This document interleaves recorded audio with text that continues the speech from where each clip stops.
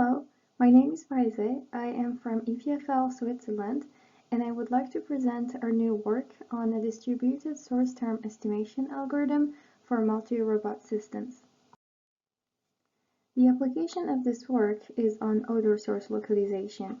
Today, in many critical situations, such as search and rescue operations, animals are used to localize an object by following a gas released in the air by the object of interest. The idea would be to have robots do this job instead, which would be safer and more cost-effective. This is why, in the past few decades, many researches have been done in the area of robotic olfaction, which resulted in different types of algorithms for this complicated task. The main complexity comes from the structure of the dispersed gas, which is also called the odor plume. As you can see in this picture, it is very intermittent and depends not only on the source but also on different characteristics of the environment. One of the promising algorithms in this area is called source term estimation. This algorithm has two main components. First, estimation, which, using the data sampled from the environment, estimates the odor source properties, including the position. And second, navigation, which leads the robot to a sample point that is rich in terms of information. The cycle continues as the robot moves to the selected target point and collects another sample. Since STE is a probabilistic algorithm, it has many advantages over other types of algorithms in this field. It results in a rich set of information about the environment, which is also associated with an uncertainty level. It is also versatile in terms of underlying hardware.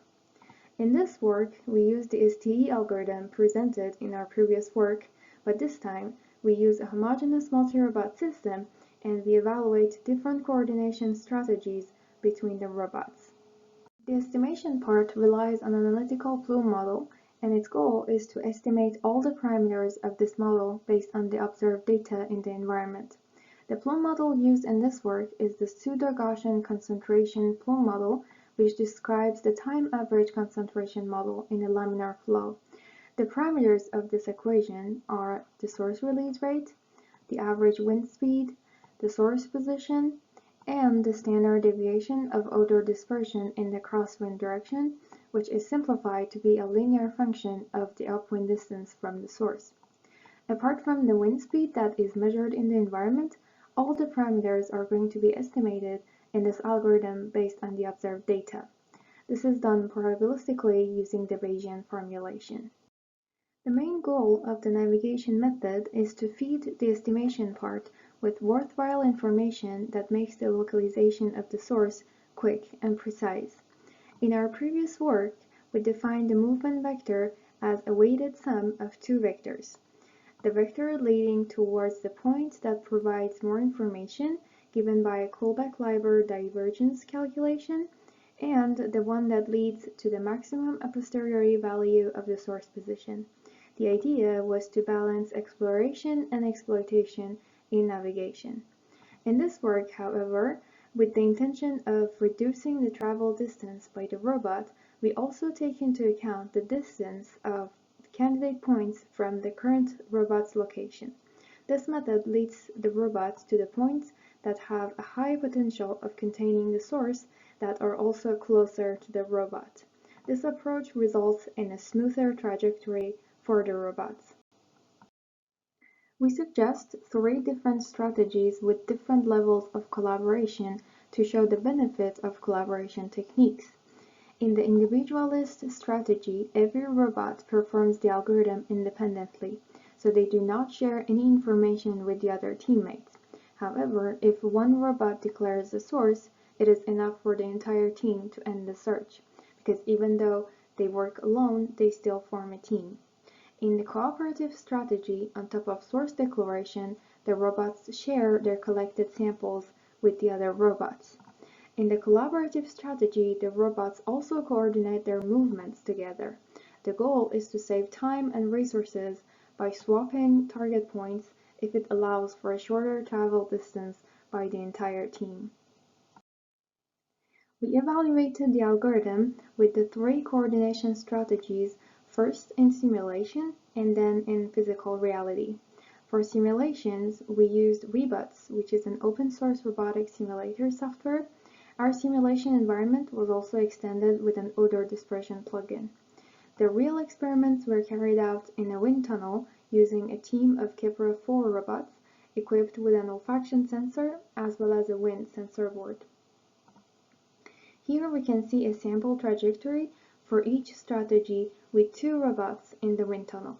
In all the strategies, first the robots start to explore the environment by taking large steps.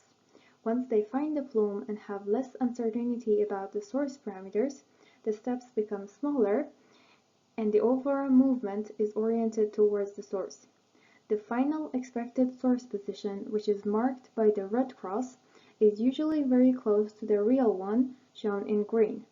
It is also worth noting that the more coordination is involved, the smoother the trajectories become.